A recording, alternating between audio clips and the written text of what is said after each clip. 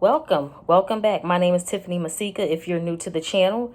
Also, if you have not watched the first video from Good Girl to Villain Part 1, go ahead and click on the link that is in the description box below.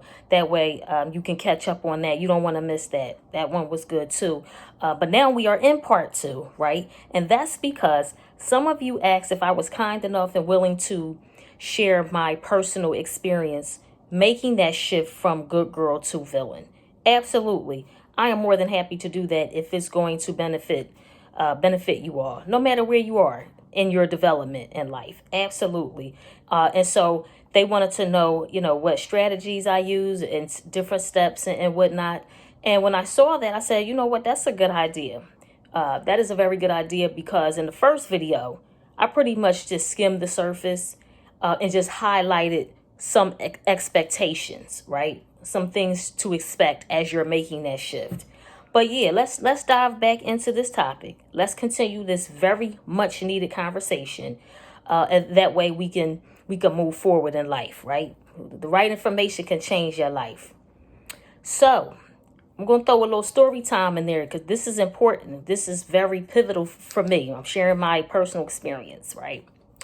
So there was this one time, a woman that I consider a sister, right? Our moms hung out together. They went to school together. So we considered each other family, So she came over to see me one time. At that time, my baby was a toddler, just to catch up. Let's catch up, see what each other's doing, currently, what we have going on and whatnot. And so it sort of turned from a, just a catch up, just general conversation to a heartfelt conversation. And so during that conversation, she started asking me, questions. She started asking me some questions. Some of them I'm just, I have an answer for, but I kind of seen where she was going, and she was basically pointing out where I needed to tighten up in life, One thing that she said, though, that really stood out for me was that you got to stop playing small. If you stop playing small, you could really go places in life. You could do great things and make an impact and help people change. You could change people's lives if you stop playing small, if you start standing on your square. You feel what I'm saying? If you stop sleeping on yourself. That's basically what she was saying. That's the gist of it, without me putting all of my business in the YouTube streets, right? And so that really stood out for me at that time. She had ended up relocating and I relocated as well. So that was the last conversation really that we had before she passed away, right? She had passed away shortly and I miss that woman so much. I had mentioned this too a while ago. Some of my supporters and subscribers that have been here since day one, y'all remember when I touched on that and I was getting emotional at that time and I said, no, let me get off of that. But yeah, I miss her so much. This woman she was wise. She was ahead of her time. Again, we was both in our early 20s. She did not have children at that time. She didn't have children at that time, but we were both in our early 20s. She was very wise. She was very sharp and blunt and straightforward. So when she was pointing out character flaws, right, and where she seen where I could tighten up, I kind of got mad at her. I got mad at her for about 5 to 10 minutes. And then I brushed it off, but I never stopped loving her. And again, I miss this woman so much, but that still rings in my ear, in my head. Stop playing small. At that time, when she said that, what she did really was confirm where I was at, which was a crossroads, right? I instinctively knew that I had to get extremely clear on what I wanted in life, right? She confirmed this for me because it's like my soul was already telling me, like, you gotta do something different. You gotta do something different. It's one thing though when you're hearing that voice yourself and then somebody's actually telling you, right? And they're not sugarcoating it, right? There's no fluff. They telling you straight up, whether your feelings get hurt or you feel some type of way or not. So I knew that I had to get clear on what I wanted in life, and I knew that I had to be honest with myself, right? So at that point, I began doing introspection. So I would set aside time each day whenever I could, even if it was 5 minutes, 5, 10, 15 minutes, right? I would set aside time where I could sit by myself, still, in silence, uninterrupted, so that I could just hear my own thoughts, right? You know, you get tired of just hearing other people's voices. You get tired of all the noise, pretty much. This is actually something that we really need to start doing anyway, especially with social media. At that time, I didn't even have social media, right? So I just wanted to hear my own thoughts and not anyone else's. So as I continue to do that, as I continue this ritual of setting aside time each day, uncomfortable thoughts started bubbling up to the surface, right? That's when I knew that I was really distracting myself, okay? Because I didn't even know that I had these type of thoughts that were uncomfortable. I didn't even know they were there. But they came up when I started just sitting still in silence. That's so very important, just to sit still in silence, right? A lot of people can't do that. A lot of people can't sit in the dark for 5 minutes, for 2 minutes. They have to have the TV on, or they're doom scrolling or whatever. You know, they can't just sit still in silence and just hear their own thoughts, right? So I started doing that. That let me know as well the patterns in my thinking. I started noticing patterns in my thinking, which led me to identify what I was doing and what I was not doing that was bringing me uncomfortable, unpleasant, undesirable experiences. So also at that time, I found something else out. That was very important. I found out that blaming people, becoming angry with people, and frustrated with people was really a waste of my time and energy, because this is what I found out, that I'm the one that was allowing them to make me feel the way that I was feeling, right? I found that out. So, you know, what's the purpose? What's the use of me being mad at somebody or blaming them for how I have allowed them to make me feel this way, right? So some dots was connecting. I was connecting dots. New neurons were connecting and firing off in my brain at that time, right? So that was very crucial. I also found out that instead of me wanting things to be the way that I wanted them to be, I had to look at things for what they were instead of what I wanted them to be. That was a major turning point. Oh my goodness, I remember that. It's like, if it feels good, it's like, damn, why didn't I think of this? Why didn't I think of this before? You know, that was a major turning point for me at that time. You know, that's key. Not looking at things for what you wish they would be. Look at things as they are, right? That'll save you so much heartache, so much time and energy. Oh my God. Like, people just don't know. Like, that was one of the best, how can I put it? Codes I ever cracked. That was one of the best codes I ever cracked so far in my life. Seeing things for what they are rather than how I want to see them, rather than how I want things to be. I mean, we see that every day. Just look on social media. Look at all of the emotional upheaval that is going on behind this election, right? People not wanting to see things as they are, so that they can, you know, just deal with things, accept that certain things are what they are. They want to continue seeing things as they wish they were, right? All that does is cause disappointment and frustration, and you're wasting your time and your energy, right? So, you know, just those revelations alone that I had, they were incredible. I started actually feeling the change. Like, I could feel it. Like, oh my God, I feel myself changing. Because, you know, it's like light bulbs. Light bulbs are going off, right? I actually started feeling the change happening. And even though at that time it was painful, in hindsight, I am so grateful for those growing pains. Oh yeah, because they definitely helped me become the woman that I am today. And also, real quick, anger and pain, both of those can serve as catalysts for your growth and your expansion. A lot of people They try to avoid situations that they think they'll get hurt from it, especially relationships. That's the main thing, right? And not just romantic relationships, platonic relationships, friendships, any type of relationship. A lot of people will try to avoid participating in life because they're scared that they're going to get hurt, right? They're afraid that they're going to be rejected or whatever. So yeah, so anger and pain, those two words in and of themselves they're neither good nor bad, right? But they can serve as catalysts for you to grow in life, right? So that's another thing. I'm grateful that I did feel the pain that I did feel at that time when I was making that shift, because it worked.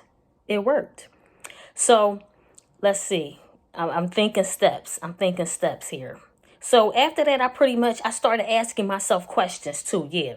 I started asking myself questions. Again, remember, I had started the ritual of sitting with myself in silence, uninterrupted.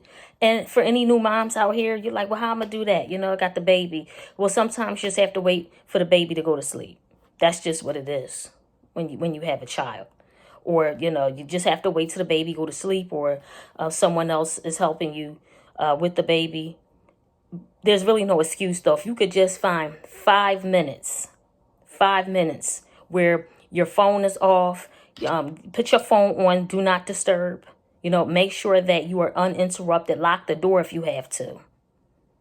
That is so important.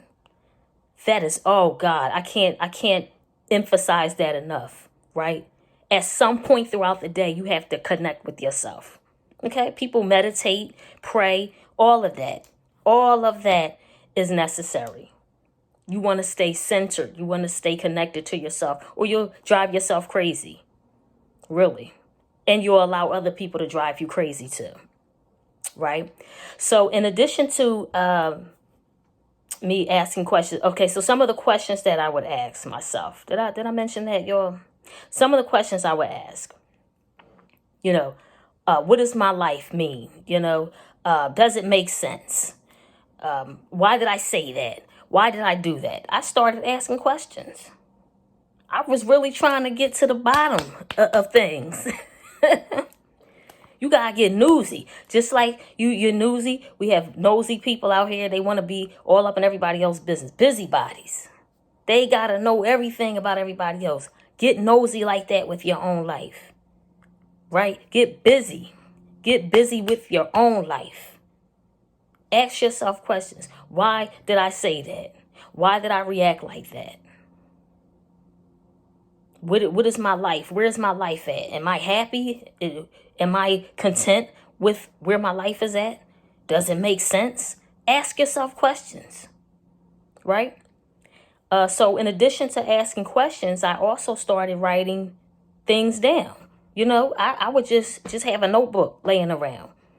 Now, journals.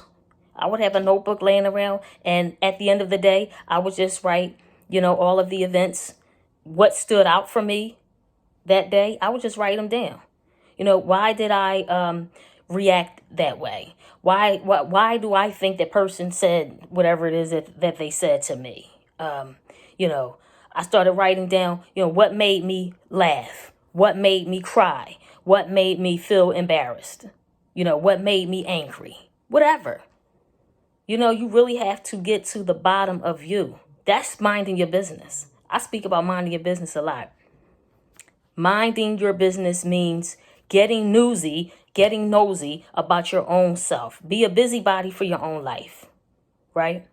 So the writing really helps. That helps out. That helps extremely. Some of you may already be doing that as far as you having journals and whatnot. If you do, very good. Very good, right? As I continued writing, I made a ritual out of that. I started to gain clarity. I started to gain a lot of clarity as far as patterns in my behavior, right? So that helped me to see myself. That helped me up the ante on my self-awareness, which is extremely important. All of this is necessary. Again, these are the steps that I've taken, right? That you guys asked me what I did. So you may find another formula that works for you. This is what I did, and it worked. And to this day, I still employ the same tactics, the same techniques and tips and whatnot to this day, right? So yeah, again, just writing. I was writing a lot of stuff down, like whatever, and that helped me identify patterns in my behavior. That helped me identify my strong points and my vulnerabilities, right? That's also important. I don't really like to call them weaknesses. I just call them, vulnerabilities. We all have them.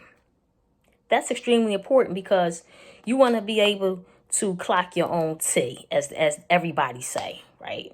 Everybody say now. You want to be able to own your own flaws. You want to be able to know yourself better than anybody. You don't want anybody to think that they know you better than you know you. Get to know yourself. Be a busybody for you in your life, right? Mind your business. You are the business that you need to mind. Okay.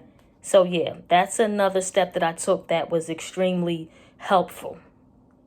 Also, going back to me asking questions and me suggesting that you all ask questions as well. Be very, very concerned when you stop asking questions in life. Because that usually, oftentimes, that means that you're complacent. You have become complacent and you are no longer an active participant in life. Right? That can be dangerous too, because that leads to depression. Yeah. That leads to depression and other mental disorders that will take you out of the game. Right? Never stop asking questions. Always dig into yourself and get in your own head. Because trust me, people going to try to get in your head. Right? So you better get in your head. You better get in your head and get to know yourself. All of yourself. Your light side, your dark side, and everything in between. Get to know yourself. Again, once you stop asking questions, that means you have sat you're on the sidelines of life now. Right? We want you in the game. We want you in the game so you can contribute to humanity, right? So you can bring your gifts and your talents, whatever it is that's unique to you, whatever your calling is. We need you in the game. We don't need you on the sidelines. So yes, that just came to me. That just came to me right there. Yeah, that definitely just hit right there. Right? We need your gifts and your talents. So never stop asking questions. And y'all know what's wild about this? I was doing shadow work before I even knew what the term was, before I even read about it. That's what I was doing. I was doing shadow work. And that is because I had a yearning. I had a burning desire to be better, do better, and have better. I had to get curious about life. And I suggest that you do the same. You have to get curious about life. You have to ask questions and get clear on what you want, right? That's really the first step. When you guys ask me about the steps, that is really the first step. You have to have that yearning, burning desire to be better, to do better, and to have better. Whatever it is, whatever better means for you, right? So if you don't have that, if you lack that burning desire within, then, I'm just not sure if you'll be able to see yourself through to what you claim you want in life, right? And, whether or not I had a child, because some people will say, oh, people don't change till they have children. Children change them. That could be the case. And there's nothing wrong with that.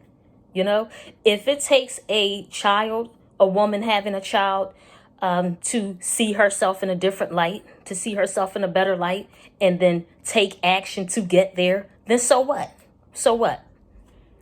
However, for me personally, whether I had a child or not, I would have still started working on myself at that time, because I'm just cut like that. Knowing myself even more, me in my more evolved stage in life than at that time, knowing myself, I would have still done the same thing, whether I had a child or not. I could have been a childless woman. I could have been a childless woman, and I would have still worked on myself at that time, right?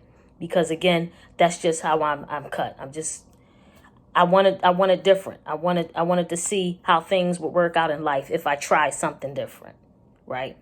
So just throwing that out there as well. So let's see, as far as steps.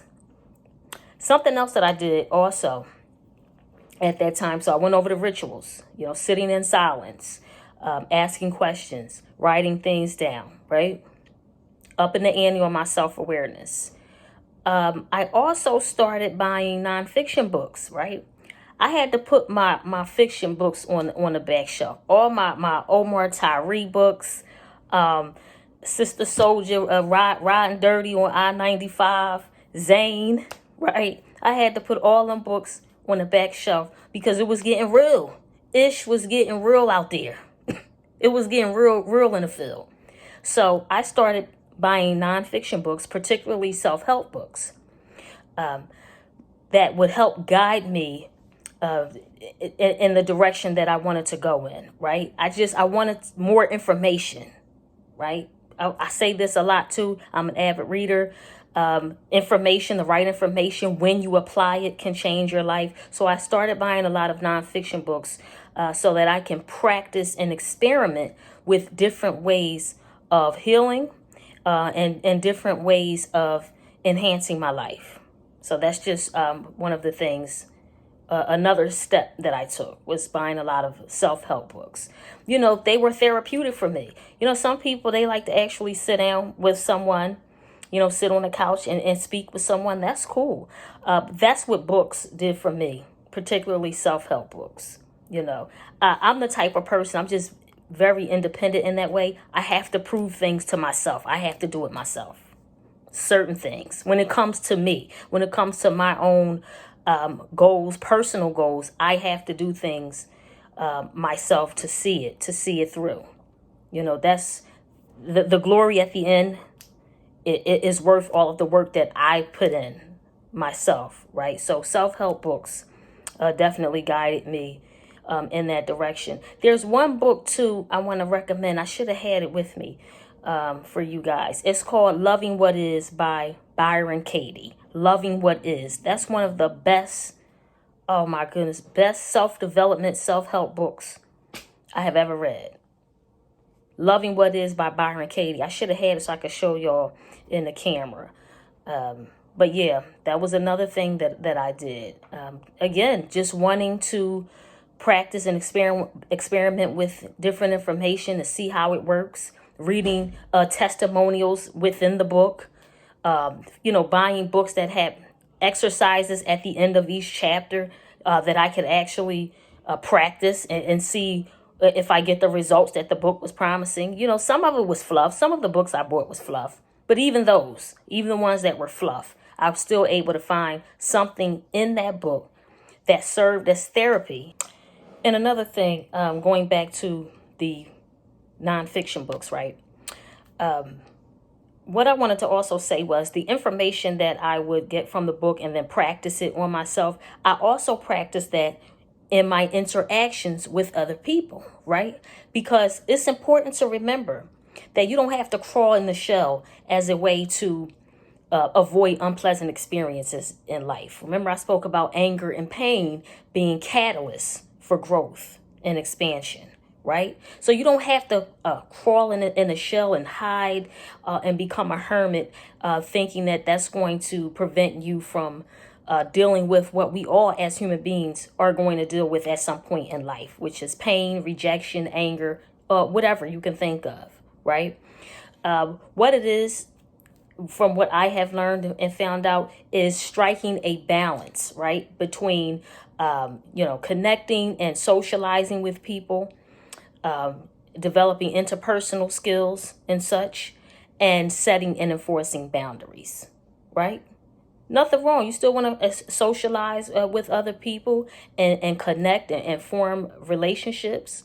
You just have that balance. You strike that balance between that and setting and enforcing boundaries. So that's just something else that I wanted to mention.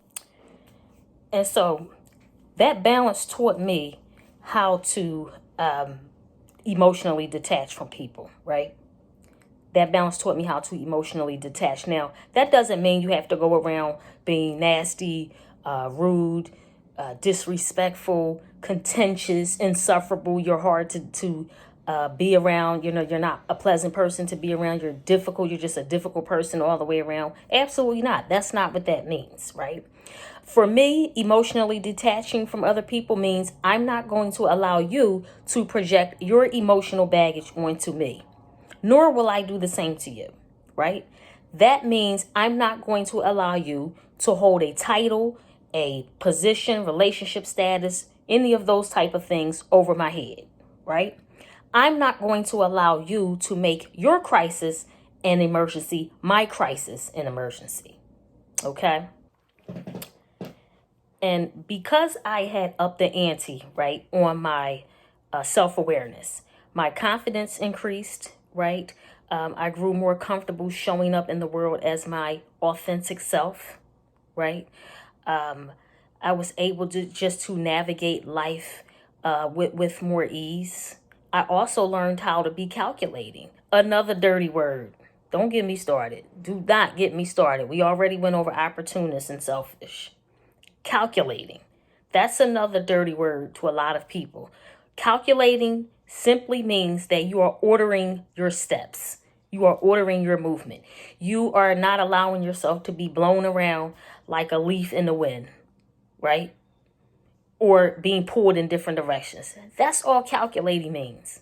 Anyway, I also developed an intense yearning, right? And curiosity about the ways that I was thinking, feeling, and moving in life, right? So it became less about how other people were behaving and more about what I was giving energetically to make people feel comfortable behaving in the ways that they were behaving towards me, right? So I made it more about me and not the other person. Remember, I said earlier that I learned, you know, that blaming people, being angry at people, being mad and disappointed with people, I found out that that was really a waste of time and energy. Also, my understanding of human behavior and discernment grew stronger, right? Fast forward to now, I'm able to discern if my own energy is off, right? When I'm dealing with someone, or if the person I'm dealing with is someone who has ways of being that I do not align with, right? So that's another plus. That's another plus to this. Also, I started making bolder decisions in life, bolder moves and decisions that just simply felt good to me, right? So all of these strategies, all of these steps, tactics, that's what worked for me, right? You have to find what works for you. You have to find your own formula because there's so many variables at play, right? Your personality type, any deep-seated beliefs that you have, the type of childhood that you had growing up, right? Your astrological makeup. There's so many different variables at play. So, of course, you know, take what I said and run with it, but never forget, again, be a busybody about your life. Be a busybody about your life. Really dig into yourself and find out what works for you.